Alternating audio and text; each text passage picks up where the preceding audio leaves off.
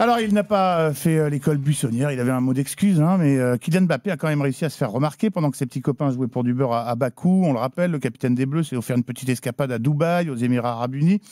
Le problème, c'est qu'il s'est fait griller alors qu'il était officiellement forfait en raison d'une inflammation. Est-ce que tu crois vraiment qu'il pensait ne pas se faire griller? On parle pas de Jimmy qui part en vacances. Hein. Ah, mais Jimmy part de façon très discrète en vacances, il faut le savoir. Je suis moins présent sur Insta que Kylian Mbappé. Il n'a pas hésité à poster la photo sur Insta, à se faire photographier dans un nouveau padel à Dubaï. Donc, il était quand même officiellement forfait en raison d'une inflammation. Mais on peut pas dire qu'il a cherché à se cacher. Comment veux-tu qu'un gars comme ça, en plus, lui-même a communiqué. Et puis il avait déjà payé pour voir en 2024 en Suède. Inflammation à sa cheville, avait pourtant dit le sélectionneur. Et bon, il avait l'air en forme, en effet, vous le rappelez, après 6h30 de vol, en tenue de sport, visite club de paddle.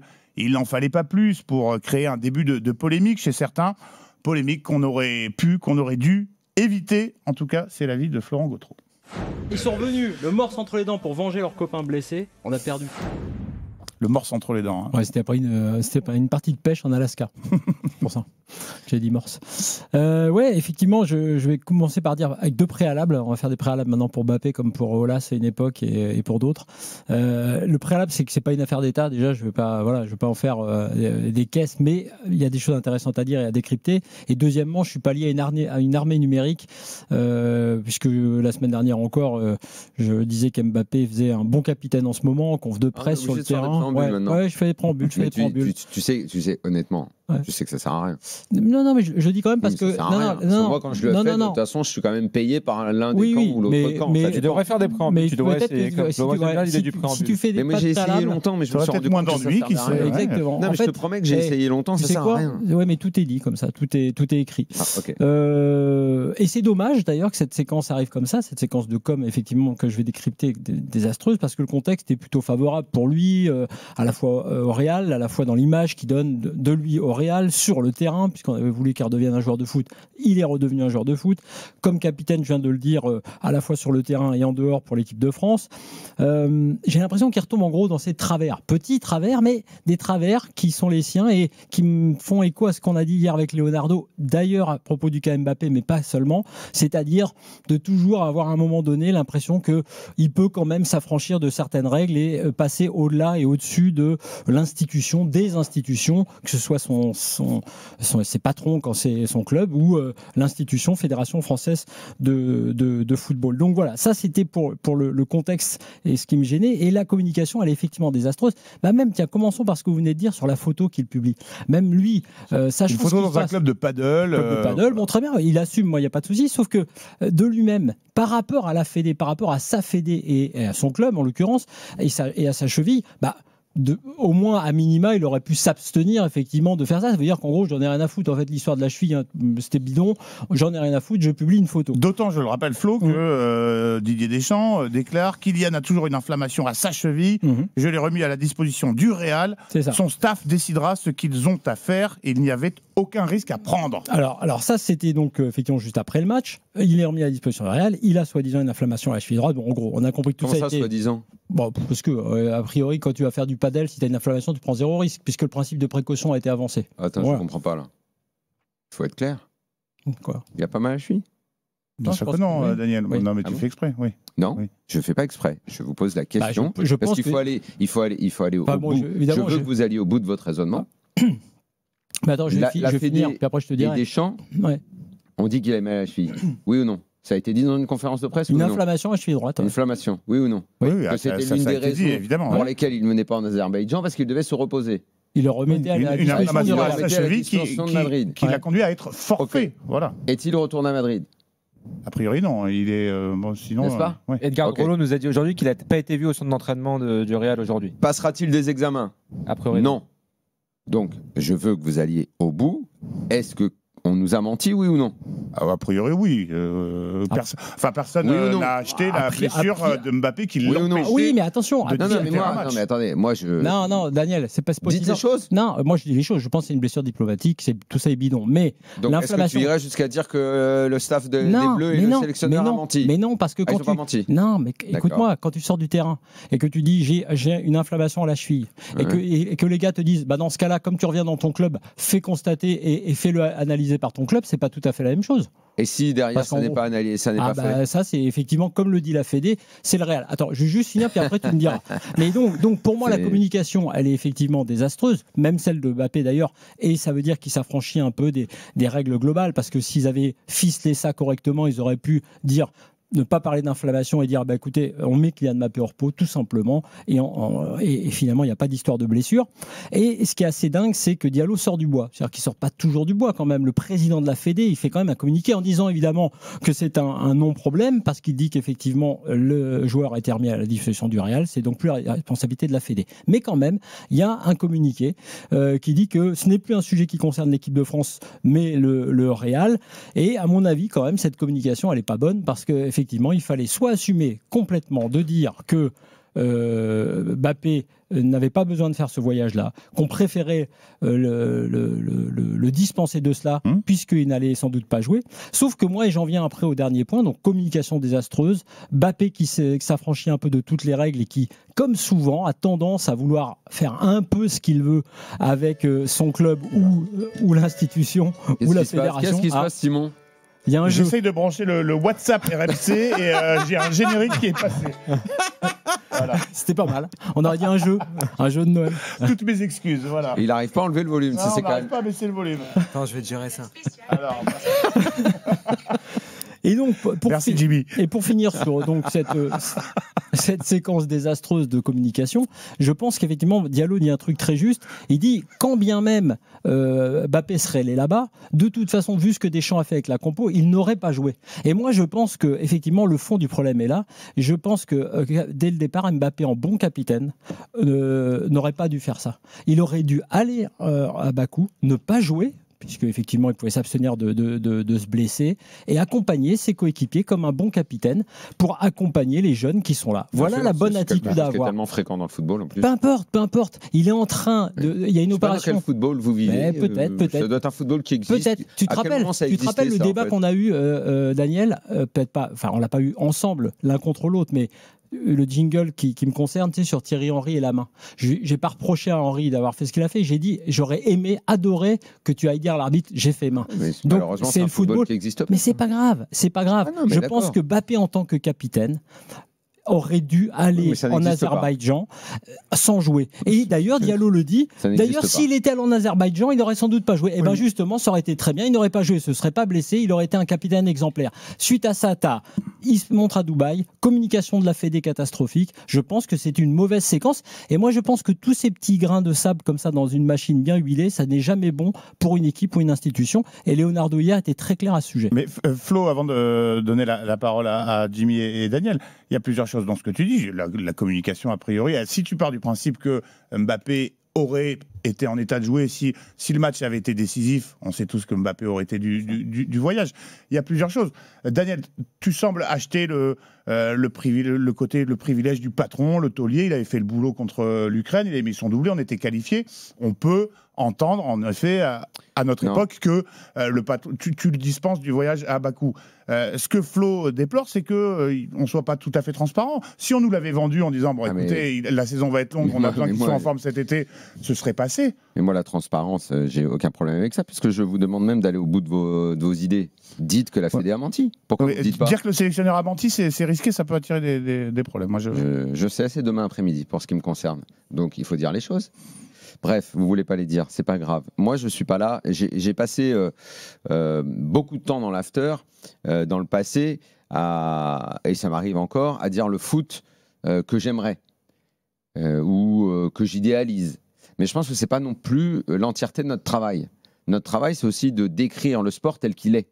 C'est le monde tel qu'on l'imagine, tel qu'on l'aimerait, ou tel qu'il est. Ça s'appelle la lucidité. Le principe de réalité, oui. Et moi, je pense que pour nos auditeurs, on doit à la fois dire, et Flo, moi je ne lui en veux pas de dire ça, aucun problème, c'est son idée, j'aimerais dans un monde idéal et tout, sauf que ce monde n'existe pas. C'est pas complètement lunaire quand même comme histoire. Imagine qu'il y soit allé, tu aurais trouvé ça lunaire? Moi je trouve ça... Non mais... Moi je tu penses que c'est impossible qu'il y aille? Dans le foot d'aujourd'hui, si j'en reste avec mes petites idées de quand j'étais supporter et que j'allais au parc, je vais dire que 90% des choses me semblent lunaires.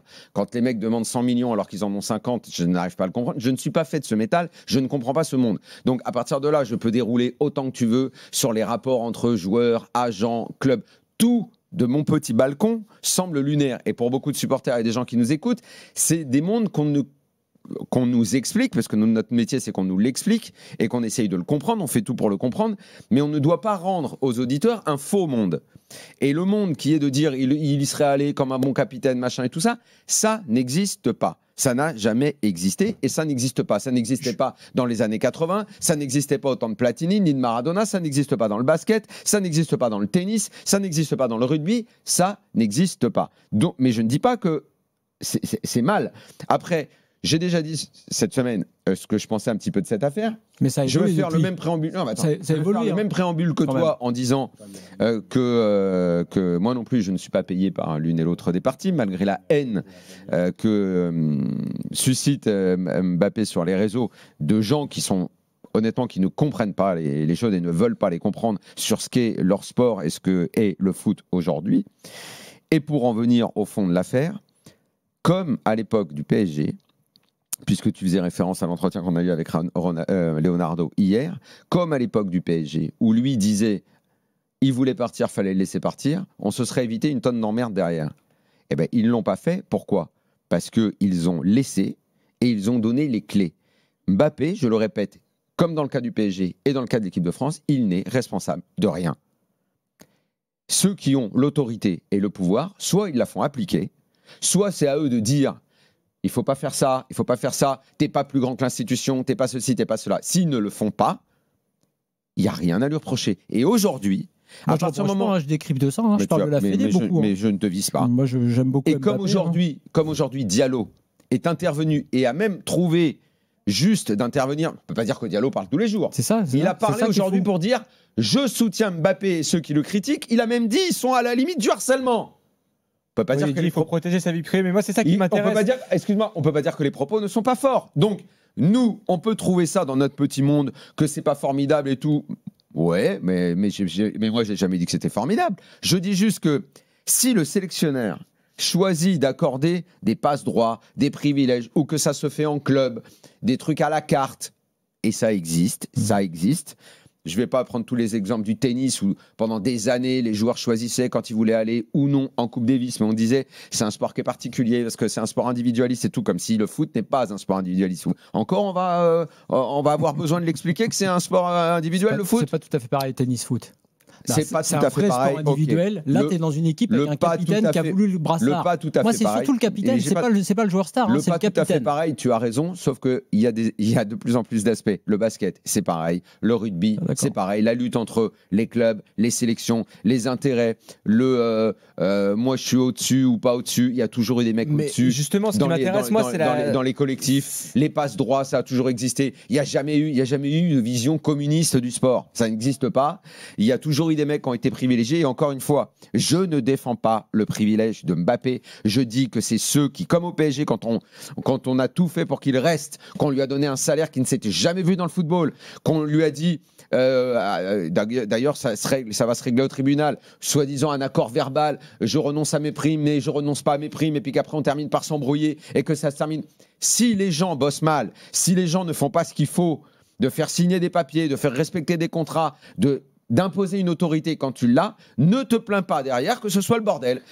Je ne dis pas non plus que ça peut ne pas avoir d'incidence, mais bien sûr que dans le groupe, pourquoi pas un mec le prendrait mal. Aujourd'hui, alors on se parle, je ne crois pas trop. Mais les gars, à quel moment ça peut, franchement, c'est le mec qui te fait gagner. C'est l'éventualité, Jimmy. L'Azerbaïdjan, ça fait chier tout le monde. Il n'y en a pas un qui a joué. Il n'y a pas un titulaire qui a joué ce match-là. Évidemment, on parle juste de. Moi, je pense pas. J'y crois pas. J'achète pas l'impact sur le groupe, en fait. Non, c'est pas ça. Moi, je parle juste de l'éventualité. Quand bien même, on imaginerait qui est le responsable. Celui qui a donné le passeport. Justement, celui qui a donné le passeport. Jimmy, on t'a pas entendu. Jimmy, excuse-moi, mais pour répondre à cette objection-là, moi, je ne dis pas que là, ça va poser un problème dans ce groupe-là. Tu as raison, là, maintenant, cette affaire-là. Je dis juste que comme tu donnes le pouvoir à ce joueur-là, tu vas le donner pour d'autres raisons. Et quand ça va être moins simple dans les résultats, le côté Mbappé fait un peu ce qu'il veut, ça passera moins bien. Parce qu'en fait, on saura qu'à chaque fois, c'est lui un peu qui décide quand il joue pas, etc. Je pense que globalement, c'est le genre de petites choses qu'il ne faut pas faire. Et je pense à l'inverse aussi, pour terminer, que moi, je dis juste ça par rapport au capitana. On a eu un gros débat à l'époque sur Griezmann-Mbappé. Je pensais que c'était bien de le donner à Mbappé. Et puis dans un premier temps, j'ai trouvé qu'il gérait mal ça. Maintenant, il le gère plutôt bien. Et je trouve que c'est juste, il aurait ajouté un truc très fort vis-à-vis justement de ses jeunes coéquipiers. En disant, je viens, les mecs. Mais peut-être en fait, moi je fais partie de ceux qui pensent qu'il aurait pas dû avoir que c'était pas une bonne idée de lui donner le brassard. Mais juste pour revenir sur la déclat de Diallo du jour, c'est ça qui est intéressant. Il se trahit lui-même, en fait, limite, quand il commence à parler du harcèlement, etc. Mais assume le truc, dit voilà, on l'a libéré de ce match-là parce que c'est un match cacahuète.